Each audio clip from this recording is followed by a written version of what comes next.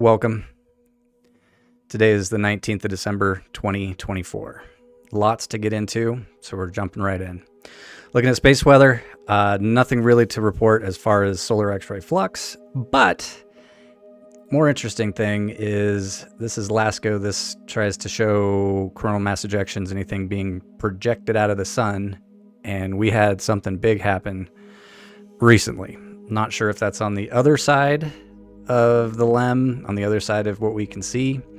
It looks like it's coming off in a direction that may or may not impact Earth. We'll look at that more as we do updates in the future. But the reason why looking at this is all of those particles coming off the sun, all that plasma being injected through a coronal mass ejection, goes somewhere.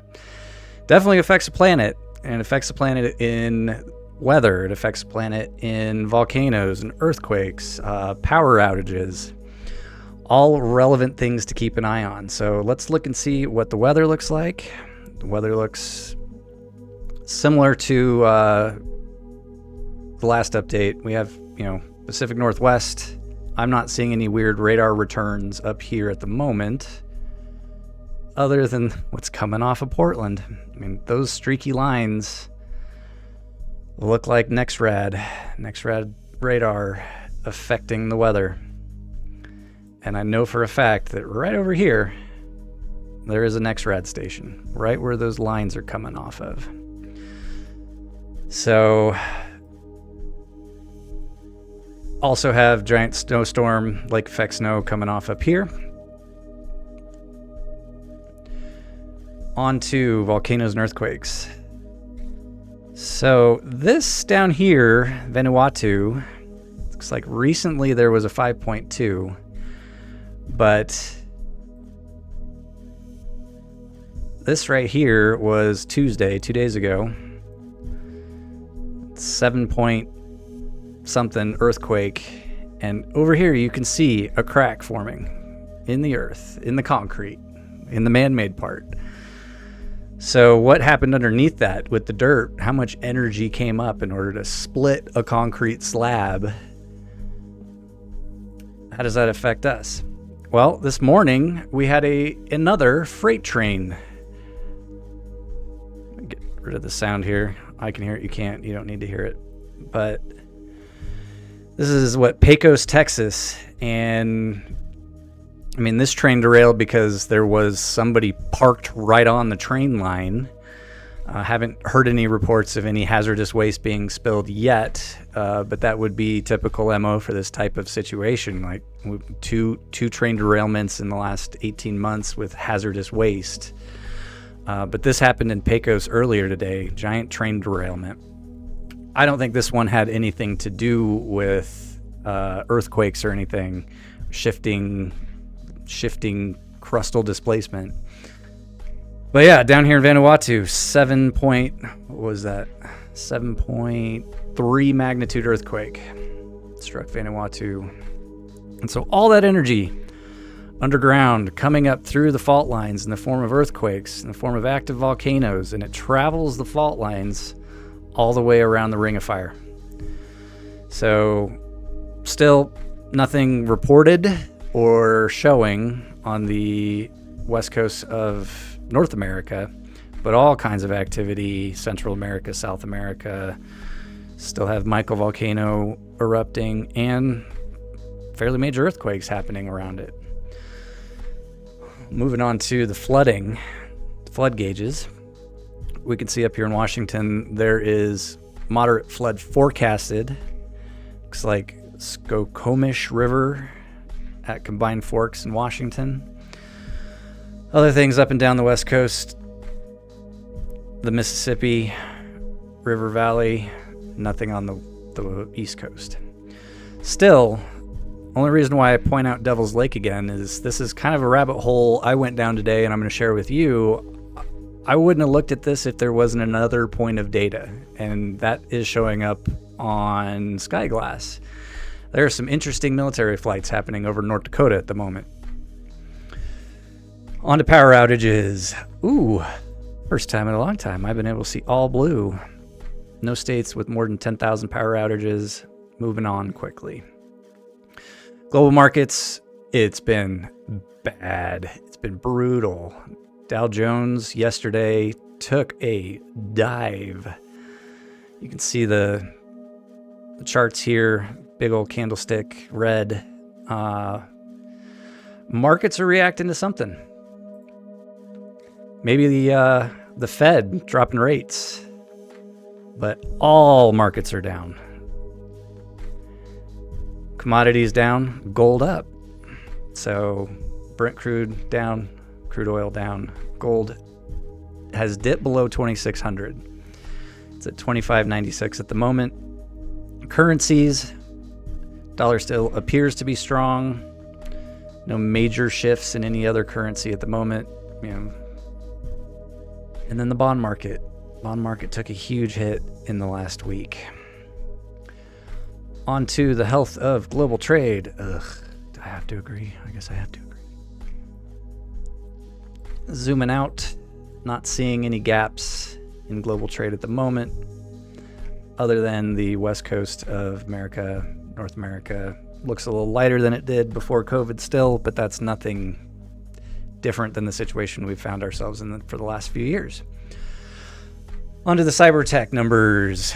In the last 24 hours, the top attackers have come from within the borders of the United States. The top attacked have been targeted inside the United States. Number 2 was India on both accounts.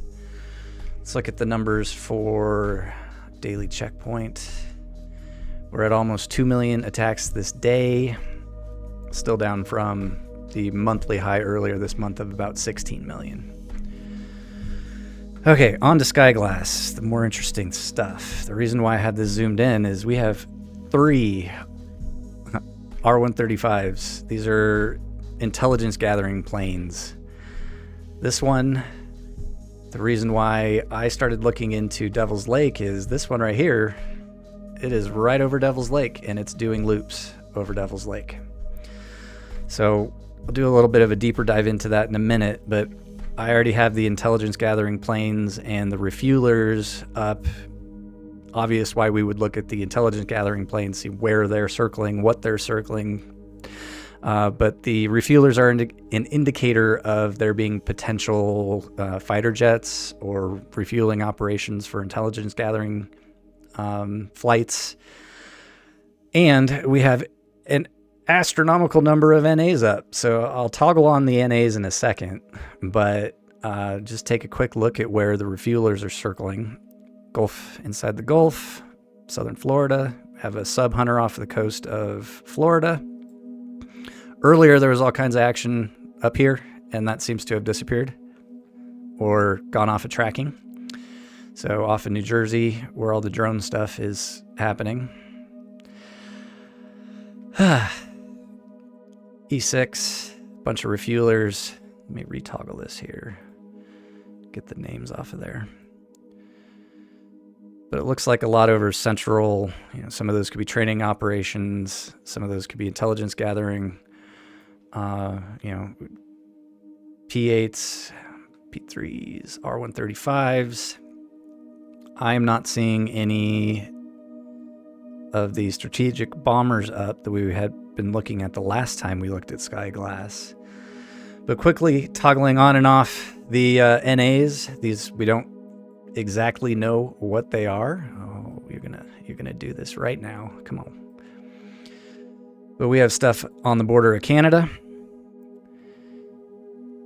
doing loops up and down the west coast.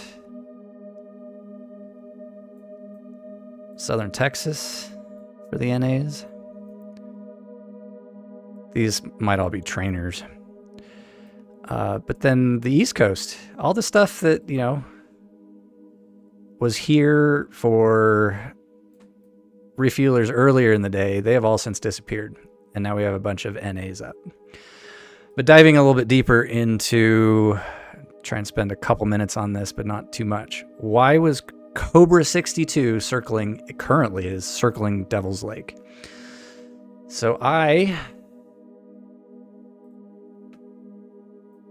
wanted to look at Devil's Lake and see if there was anything interesting going on here. First off, why would you move to a place called Devil's Lake? Why would you name a place called Devil's Lake? Doesn't make any sense to me.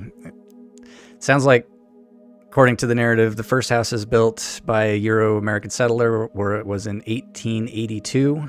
And that would be, when it was named Devil's Lake, sometime after that. The local native population call it Spirit Lake. It's a Dakota tribe, Spirit tribe, and they have their tribal lake government basically right here on the southern end of Devil's Lake or Spirit Lake. And a nice Catholic church sitting right over here. So depending on how much you know of the accepted timeline, the Overton window timeline, or the narrative timeline, I just find it interesting that you would call this Spirit Lake, then it would become Devil's Lake, and it would be right up here next to Turtle Mountain Provincial Park. So I wanted to see, why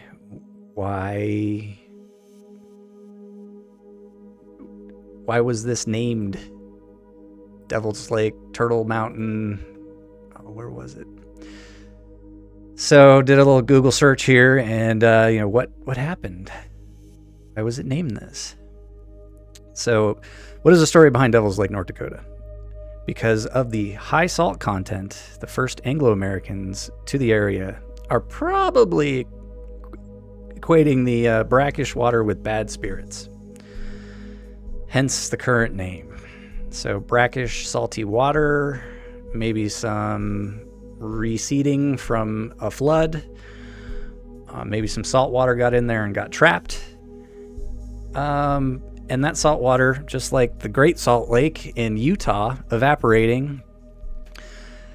Following severe drought in America during the 1930s, North Dakota's largest lake, Devil's Lake, had nearly evaporated from the face of the earth. And at one time, countless Native American effigy mounds were scattered throughout the area that is now Sauk County. Devil's Lake State Park preserves the largest remaining group of these mounds, which includes bear, lynx, bird shapes in linear and conical designs.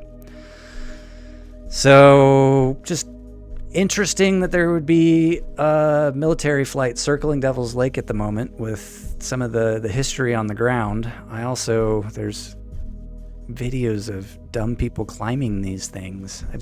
I couldn't fathom that. But yeah, without getting into too much analysis, these videos are more on the data collection side. Analysis can come later, and dissemination can come later, and all of those moves. But just Cobra 62 currently doing loops over Devil's Lake, North Dakota. The fact that there are 3 R135s up in this small area too has me thinking that they're looking for something, or they're doing a training mission for something else. But just data at this point. Would love to hear your thoughts. Please, share this with whomever you think would get benefit from this type of intelligence gathering. But yeah, that's the Skyglass update for all the birds up in the air at the moment over America. Pretty hefty. Looks like the last load, 615 planes up. Looking at America right now, there are 458 showing. That's a big number. So until next time, love to hear from you in the comments. In the meantime, please like this video, share it with whomever, and yeah, thanks for joining me.